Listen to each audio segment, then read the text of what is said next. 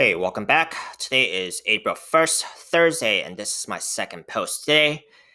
On this post, I'll be telling you about the overall crypto markets, which includes Bitcoin dominance and Bitcoin price action, and see how they can potentially affect the overall altcoin markets. Before diving into District0x, DNT, USDC, and see what has gone on in here.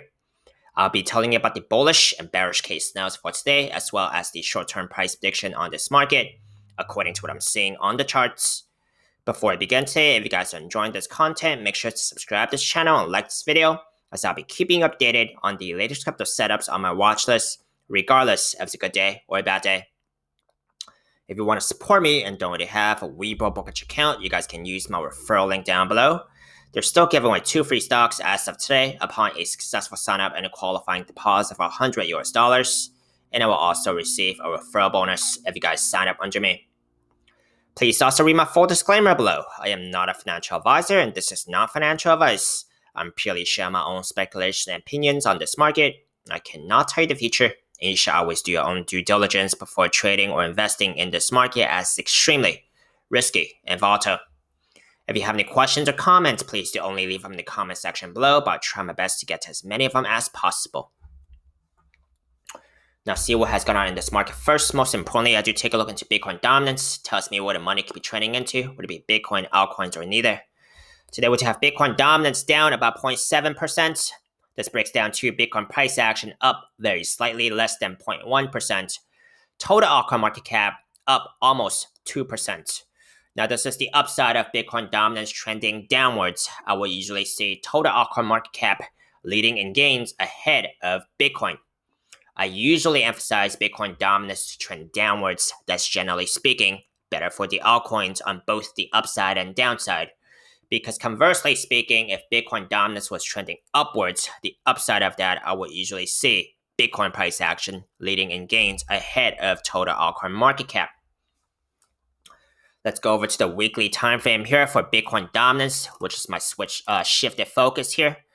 We had closed with the lower low since last weekly candle. Okay, now we're continuing even lower.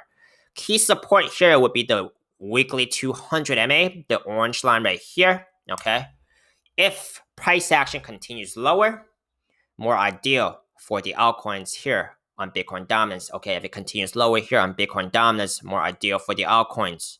If somehow it changes course and goes back upwards, not as ideal. Bitcoin price action here on the weekly time frame, still possible bearish divergence could be playing out.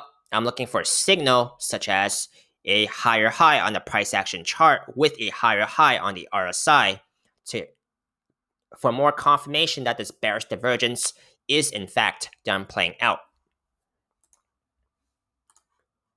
On the daily time frame, key support here will be the daily 21 MA. Next key support will be the daily 50 MA and seeing if that holds if price action breaks support. Key resistance here would be the 60K from past trading history and then slightly under 62K here from these 2 wicks as well, indicating past history. Now let's take a look into the monthly time frame one more time here for Bitcoin, where I have pointed out bearish divergence that has been happening for quite a few months already, however, has still yet to play out, nor yielding a red candle. Not something I lose track of, because if Bitcoin pulls back at any time, it could still have a bearish effect on the altcoins. That bearish effect would be greater if Bitcoin dominance was also trending higher. And if we do actually take a look in the past, on the monthly time frame here on Bitcoin, when we do get into very overbought territory, such as the last 2 waves here, look what could happen, okay? Let's take a look into DNTUSDC. I'm going to take a look from the monthly time frame down to the daily, which I consider to be macro time frames, and see if we have any overbought RSI readings or possible bearish divergence scenarios. Monthly time frame here, we're currently about 94, so still in very overbought territory. Weekly time frame here, we're currently about 68, so not in overbought territory here. However, there was bearish divergence here on the weekly time frame. Comparing this high with this past high, higher high on the price action chart, lower high on the RSI chart. That's classic bearish divergence. Now, whenever I do see bearish divergence on a specific time frame, my conservative estimate is that it's going to come down to the next closest moving average. In this case, would be the weekly 21 MA, currently at about slightly above 16 cents. Now, depending on if there are enough buyers in this market to hold this price action up and not let it drop all the way down here, okay, that is something to consider. If there are enough buyers in this market, it could potentially consolidate this price action and wait for this moving average to come up. Or if there are enough buyers in this market to actually push this price higher without even touching this moving average, that could be another scenario. Or if there are just not enough buyers in here, price action could potentially drop to this moving average, which would be my conservative estimate. So keeping in mind those three scenarios. Let's take a look into the 3-day time frame here, where we did have bearish divergence comparing this high with this high. However, lower highs on the RSI. Price action did get pretty close to my conservative estimate, which would be the 3-day 21 MA. That's very close to the price action right now. Now, we're currently about an RSI reading of 60, so not in overbought territory right now.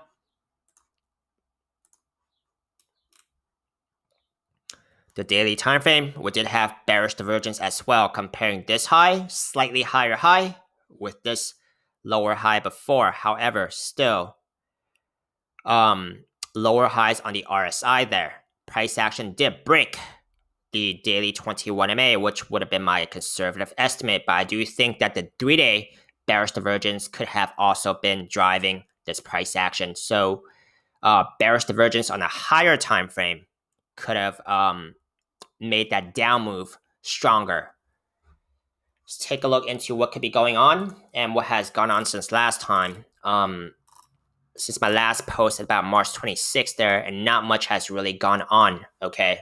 Price action has been consolidating within my estimated 2 trend lines here. I did estimate a symmetrical triangle pattern because it was not validated, it was not completed, it was still an estimate of a symmetrical triangle pattern because I'm still looking for that third technical touch here on this top trend line to validate it, okay?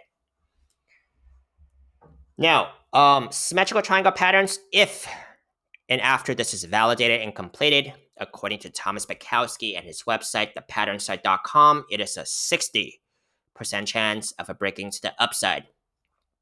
The measured targets would be about 45 cents here, minus the bottom of the patterns, about 20 cents, ignoring this outlier here. So difference of 25 cents, adding it back on top of about 33 cents, which is the absolute apex of this estimated incompleted symmetrical triangle pattern, would be about 33 cents plus 25 cents, so about 58 cents measured targets.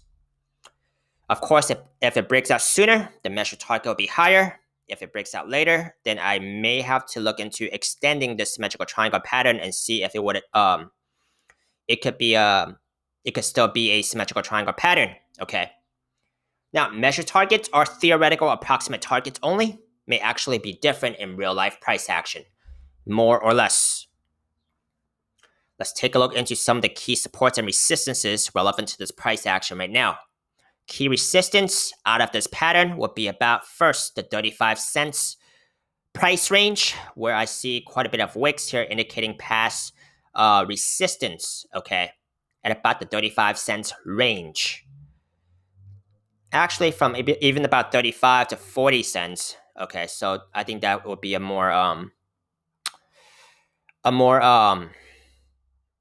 good range there to actually to gauge, okay, about 35 to 40 cents, quite a bit of resistance from this area. After the 40 cents level, it would be about 45 cents. I see one more wick right here, okay, and this is on the 3-day time frame. Now, after the 45 cents area, I could guess some resistance levels based on psychological resistance. So basically, whole numbers where I could expect traders to take profits. So 45 cents, possibly 50 cents, 55 cents, those whole numbers where traders would potentially take profits. I could guess those to be possible resistances as well. Key support here immediately would be about the 30 cents fib level area. Next up, the daily 21 and 50 are inside the pattern, so let's move on. The 3-day 21 MA, which is right underneath the bottom trend line here. If that does not hold, I'll be looking at about the 25 cents fib level area there, okay? And seeing if that holds. Let's take a look into the bullish and bearish case scenarios. Bullish case scenario, price action finishes validating the symmetrical triangle pattern here with a third touch on the top trend line and breaks above the pattern to go towards its measured targets, mining some of those resistance levels I have just pointed out, as those could be points of rejection. Bearish case scenario, price action breaks its bottom trend line. It looks like the 3-day 21 MA would be the next level of key support. If that does not hold, I'll be looking at about the 25 cents fib level area for the next levels of key support there and seeing if that holds. Now, these are my bullish and bearish case scenarios for today. Let me know if you found it helpful. Give me a thumbs up if you did. Let me know your agreements, disagreements, feedback. I'd love to hear them. Hope you match your risk carefully, and if you would like to see any more of my most recently uploaded videos on YouTube, you guys can check out my links up here on YouTube. See you next time.